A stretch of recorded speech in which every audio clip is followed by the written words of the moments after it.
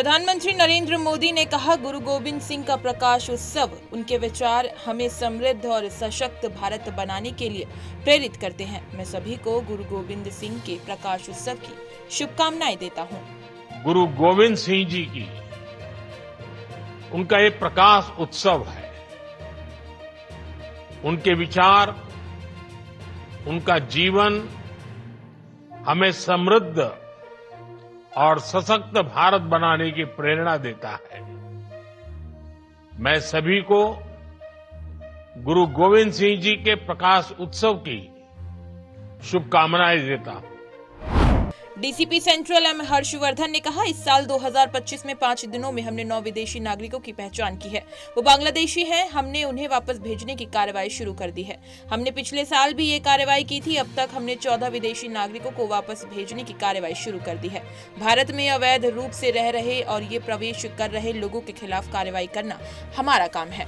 देखिए, इस साल अभी तक जो 5 दिन हुए हैं 2025 में, तो हमने 9 फॉरेन नेशनल्स को आइडेंटिफाई किया है जो इंडिया में इलीगली रह रहे थे। वो 9 के 9 जो हैं बांग्लादेशी नेशनल हैं और उनको हमने डिपोर्टेशन के लिए FRRO के पास भेज दिया है। हमने सेंट्रल डिस्ट्रिक्ट में इलीगली स्टेइंग फॉरेन नेशनल्स के अगेंस्ट में अपना ड्राइव को इंटेंसिफाई कर रखा है और अभी तक लास्ट ईयर भी हमने ये कार्रवाई किया था और टोटल 14 फॉरेन नेशनल्स हमने भेज रखा है डिपोर्टेशन के लिए।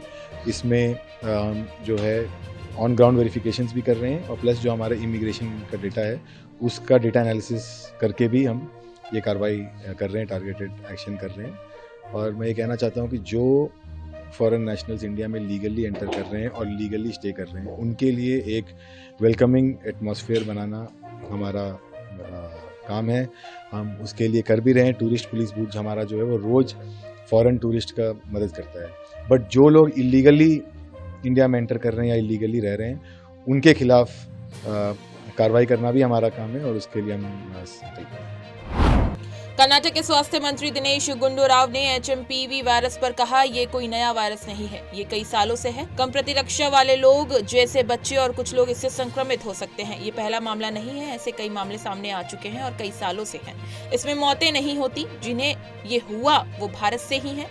वो कहीं बाहर से यात्रा करके नहीं आए। घबराने की जरूरत नहीं है। बहुत सालों से है और कुछ लोगों को ये मिला होता है, खासतौर पर बच्चे लोगों को भी होता है और जो जिनका इम्यूनिटी कम होता है उनको इसका इन्फेक्शन हो सकता है। तो इसीलिए इससे ये कोई नया ये नहीं है कि जैसे अखबार में आया कि पहला केस है। ये पहला केस नहीं है, बहुत सारे केसेस है और बहुत सालों से है। तो और जिसको भी उतना सीरियस फेटलिटीज भी नहीं है इसमें। तो हम देखते हैं।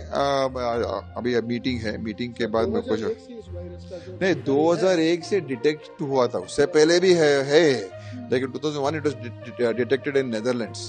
तो इसीलिए ये this is not a new, नया वायरस नहीं है। चाइना में जो है वो क्या है, वो उसका डिटेल्स गवर्नमेंट ऑफ इंडिया को मालूम है। लेकिन इनका जो जिसको हुआ है वो कहीं बाहर नहीं गए, इधर के लोग हैं और कहीं बाहर ट्रैवल करके इधर नहीं आए। तो अभी तो we should not get worried too much. Bihar सरकार में मंत्री नीरज कुमार सिंह बबलू ने कहा, हमें लगता है कि प्रशांत किशोर छात्रों के नहीं बल्कि अपने हित में आंदोलन करने गए थे ताकि लोग उनको नेता मानने लगे। सरकार छात्रों के लिए काम कर रही है तो छात्रों का भला जरूर होगा। लोग छात्रों को बरगलाना और बहकाना छोड़ दे। देखिए, छात्रों के हित में ये गए थे आंदोलन करने। हमको लगता है कि अपने हित में आंदोलन में लगे हुए थे कि लोग हमको नेता माने। और छात्रों का क्या होगा, सरकार छात्रों की तरफ काम कर रही है, छात्रों का तो भला होगा ही होगा। लेकिन प्रशांत किशोर जी के लिए ये नया दिन हुआ। प्रशांत किशोर जी के लिए आज का दिन जो है ना, हम समझते हैं कि उनके जीवन में सबसे बड़ा दिन है कि आज के उनको पॉलिटिशियन लोग मानेंगे। क्योंकि जब तक नेता लाठी नहीं खाता है, जब तक नेता जेल नहीं जाता है, जब तक नेता की गिरफ्तारी नहीं होती है, तब तक जनता ठीक से स्वीकार नहीं करता। हम समझते हैं प्रशांत किशोर के लिए बेहतर दिन है कि उनकी गिरफ्तारी हुई है और उनको संघर्ष करना चाहिए। अगर वो चाहते हैं कि हम राजनीति में जनसेवा करें तो ये संघर्ष का दौर है, संघर्ष करें। हम शुभकामना देते हैं उनको कि संघर्ष करें। लेकिन छात्र हित में हमारी सरकार, एनडीए की सरकार काम कर रही है। छात्रों को लोग बरगलाना छोड़ दे, बहकाना छोड़ दे, गुमराह करना छोड़ दे। ये हम जरूर तमाम नेताओं से कहते हैं कि अपना चेहरा चमकाने में छात्रों को हथियार ना बनाएं। ये तमाम नेताओं से आग्रह है। अब प्रशांत किशोर जी क्या कर रहे हो तो सब देख ही रहे हैं।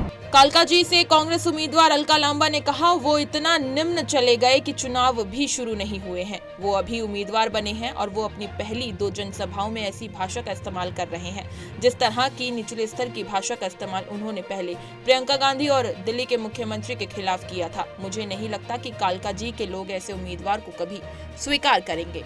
देखिए, आपने कहा हाई प्रोफाइल, आपको लगता है भाजपा के उम्मीदवार रमेश बिधूरी जी की जो भाषा के बाद आप उन्हें हाई और प्रोफाइल करते हैं, इतना लो वो चले गए हैं कि भाषा का संयम, अभी तो चुनाव शुरू भी नहीं हुआ है, अभी तो उनको उम्मीदवार बनाया ही है और पहले ही 2 दिन में, पहले ही 2 उनकी जनसभाओं में जो इस तरह की भाषा, पहले प्रियंका जी पर अटैक सीधा किया, उसके बाद जो है अब दिल्ली की महिला मुख्यमंत्री को लेकर जिस तरह की निचले स्तर की भाषा बोल रहे हैं, मुझे बिल्कुल नहीं लगता कि कालका जी के लोग इस तरह के उम्मीदवार को कभी भी स्वीकार करेंगे और अपना जनप्रतिनिधि बनाएंगे। मुझे लगता है रमेश बिधूरी जी चुनाव लड़ने से पहले ही हार चुके हैं। इस तरह की भाषा का किसी भी तरह, चाहे वो कांग्रेस की नेता हो, आम आदमी पार्टी, भाजपा की हो, कल रमेश बिधूरी जी हो सकता है कि भाजपा की अपनी ही किसी महिला, जो क्योंकि उनको बहुत सी महिलाएं भाजपा के अंदर ही नाराज हो चुकी हैं कि भाषा इस तरह की हुई तो हम महिलाएं भाजपा मोर्चा वाली उनके साथ नहीं चल पाएंगे। हो सकता है गुस्सा आके कल रमेश बिधूरी जी पलटकर भाजपा महिला मोर्चा महिलाओं के लिए अब तीसरी बार कुछ कह दे। सो ये बिल्कुल निचले स्तर की राजनीति है और मुझे लगता है हमें मुद्दों पे बात करनी चाहिए और हमारी पूरी कोशिश रहेगी मेरी कि मैं मुद्दों के ऊपर बात करूं।